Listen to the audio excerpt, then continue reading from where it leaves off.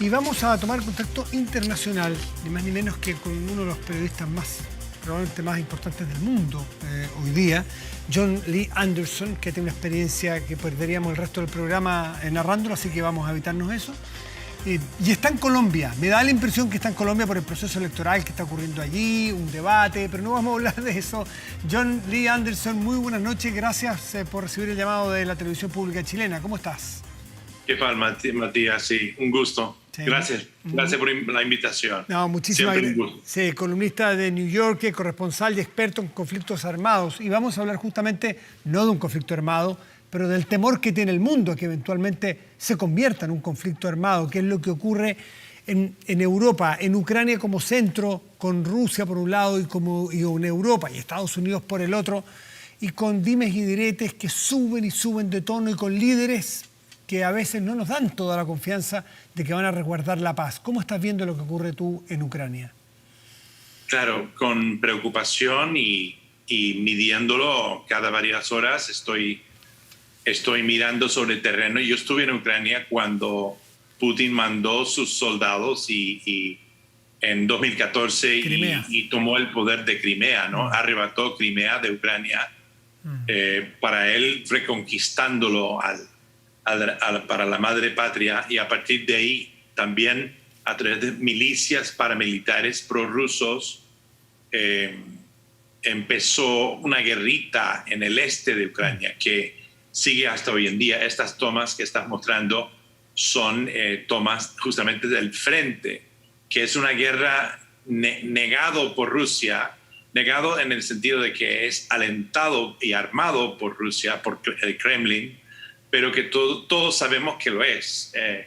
Y bueno, ha mantenido Ucrania inestable desde entonces, ha querido volver a traerlo al seno, volver un poco a devolverlo a lo que fue durante la Unión Soviética, ¿no? Parte del feudo principal del poderío ruso. Y ahora que ha desplegado tropas rusas de manera muy obvia por las tres fronteras posibles de Ucrania, naturalmente con 120.000 hombres, que es lo que tiene, más todo el poderío bélico, un aparataje bélico de parque nuevo, ¿no? Sus equipos bélicos son nuevos. Aquí está también mostrando de que Rusia ya no es el ejército oxidado de hace 20 años, ¿no? De los años 90, con submarinos que se hundían solos y cosas así. Ha invertido mucho dinero en sofisticar al ejército ruso y en este despliegue está haciendo que él y que Rusia se vuelva al centro de la conversación mundial. Que, mira, yo no soy experto, pero mi análisis es de que por lo menos esto lo quería lograr él. Quería volver a ganar el respeto como un país geoestratégico clave en el tablero de ajedrez mundial. Y de esta manera lo ha hecho. Es decir, aunque invade o no a Ucrania, ha logrado algo muy importante para él, que es el orgullo nacionalista ruso, que es que Rusia cuenta para algo y con que no se puede hacer las cosas sin Rusia. Entonces, hasta cierto punto, sea lo que sea, aquí gana, ¿no? Sí. Gana porque van a tener que resolver algo para él o con él para evitar la guerra. Y eso es un logro, eso es un avance desde su perspectiva. John, algunos analistas sostienen que lo de Putin, tú dices, ya no es el ejército oxidado de hace 20 años. Después de la caída del muro vimos que, claro, el equipamiento militar después de la Guerra Fría no era, a lo mejor, hacerle frente a Estados Unidos. Pero algunos dicen que detrás de esta bravata, dicen algunos críticos a Putin, estos intentos o amenazas permanentes o no descartar que van a invadir Ucrania, es una forma de esconder algunas debilidades de su sistema militar y sobre todo de su posición económica, porque la situación económica de Rusia no es buena para nada. Y que de alguna manera juega póker Putin, dando cara a los más grandes países del mundo, como si pudiera estar a su nivel, pero algunos creen que no está realmente al nivel. ¿Tú crees que algo de eso puede haber? Sí, algo de eso hay. Es decir, hay flaquezas, según los analistas, dentro de lo que es su el equipo, digamos, el arsenal, pero también hay logros. O sea, es cierto que cuando estrenó hace poco una nueva cohetería de mediano alcance que serviría para una guerra convencional en Europa, hipersónicos, tomó por sorpresa a los militares norteamericanos.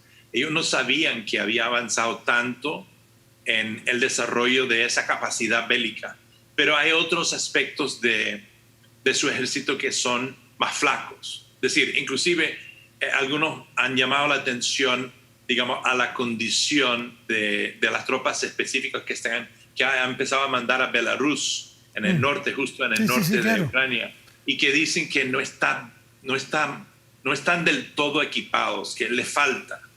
Pero bueno, estos son detalles. El hecho es de que ha logrado desplegar 120,000 hombres rodeando un país, y nadie niega que si él decide invadir, que puede tomar Kiev, la capital, y probablemente arrebatar el poder del ejército ucraniano. Ahora, eso sí, él también sabe, como ajedrecista que es Putin, de que si él se mete en una guerra, la guerra es como un virus que tú, una vez que lo sueltas del laboratorio, va por donde quiere. Hasta cierto punto, por más dominio que tiene sobre el terreno, más inteligencia que tiene sobre el adversario, más equipaje bélico tiene. La guerra se muta. Una vez que empieza la sangre a correr, la guerra se convierte en algo, en virus. Entonces se te puede volver a pegar a ti.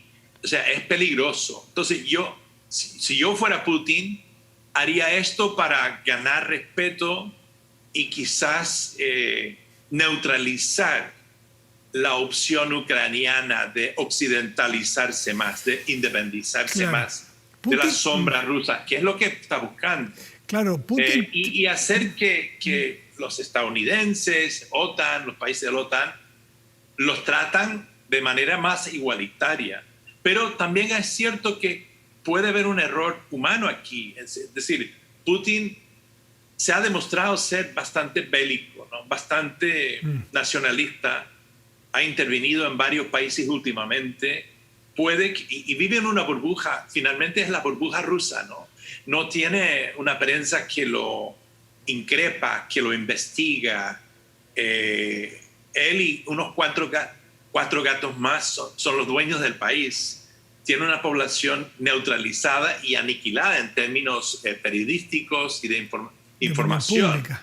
Entonces, sí, no tiene un público que le puede contestar. Entonces, ahí va el peligro de que comete un error, ¿no? De que aquí estamos de nuevo, los meros, y hacia lo guapo invade, calculando que Biden es viejo, que es un buen momento, 6 meses después del desastre en Afganistán, que Alemania tiene un nuevo líder, que es dubitativo, que, bueno, aquí puede hacer algo y plantar bandera de nuevo. Y eso es peligroso. Sí. Ahí va el peligro de este momento actual. Biden ha estrechado relación con Ucrania y su líder hoy día, y prácticamente da la sensación de que lo respaldaría en cualquier evento que ocurriera en ese país. Es una sensación que queda desde Biden. Ha dicho el Pentágono hace 2 días que están listos para movilizar 8.500 hombres. Pero lo interesante es que Putin también mueve hombres hacia Bielorrusia, que tienen a Lukashenko, que es un aliado. Algunos dicen que es un títere de Putin. En Kazajstán también se mueven con mucha movilidad. Es decir, Rusia parece que intenta conquistar un aro de repúblicas que se separaron de la Unión Soviética después del 90, pero que igual están en su esfera de acción. China es un elemento que me interesa conocer tu análisis, porque hoy el ministro de Relaciones Exteriores de China dice: comprendamos, empaticemos con la mirada de Putin, de que no quieren la expansión de Europa a Ucrania. Respetemos la mirada de Rusia. ¿En qué posición neutral se pone de árbitro China? ¿Cómo lo ves?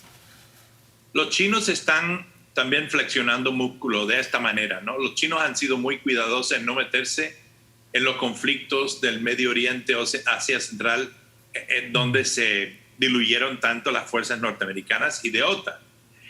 el cálculo de tanto de China como de Rusia en este caso es que la OTAN está en el punto más débil jamás, debido al fracaso en Afganistán, ¿no? Y los cambios políticos en Europa. Así que hay que moverse ya.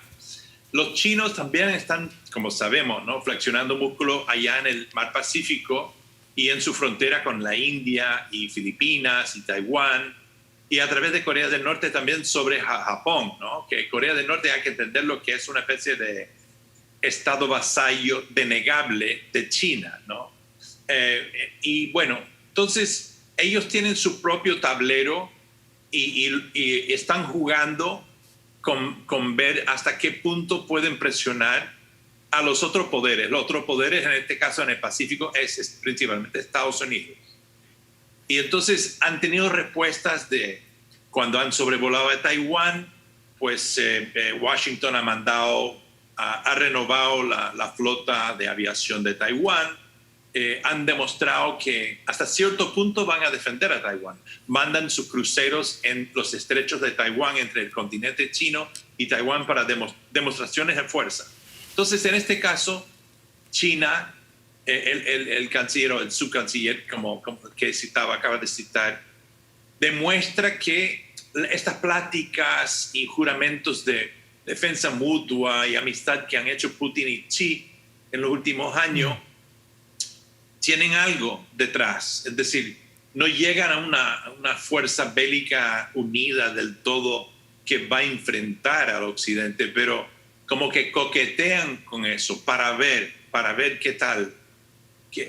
Lo interesante de esto es que, claro, ellos son países autoritarios en donde se esconden las verdaderas intenciones. Occidente, por ser países democráticos y tener medios que divulgan todo, tienden a lavar la ropa en público. Entonces, estamos, los adversarios, en este caso, en desventaja, porque todo se revela.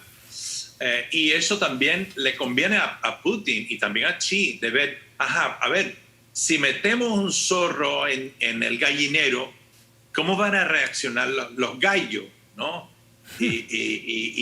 ¿No? ¿Entiendes? Claro, un poco así. Y así es casi como un ensayo de guerra posible. En este caso, le conviene a China decir eso para un poco abrigar a Putin y ver qué. O sea, no les cuesta nada decirlo. No les cuesta. Y así como ellos tienen una reivindicación con Taiwán, tal cual, hasta cierto punto están hablando de eso.